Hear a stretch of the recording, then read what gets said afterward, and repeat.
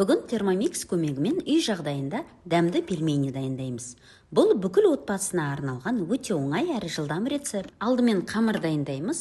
Ол видео бөлек жазылған, сілтемесі жоғарыда көрсетілген. Қамырды жұқалап жайып, дөңгелек формалар кесеміз.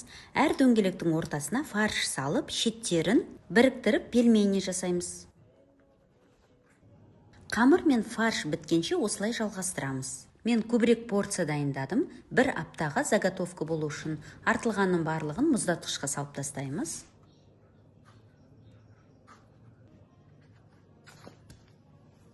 Енді пельменді пісіреміз.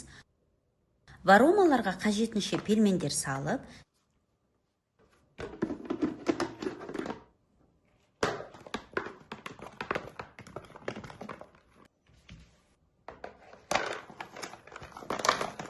чашаға 500-700 граммдай су құйып, 25 минут варома бірінші жылдамдықта пісіреміз.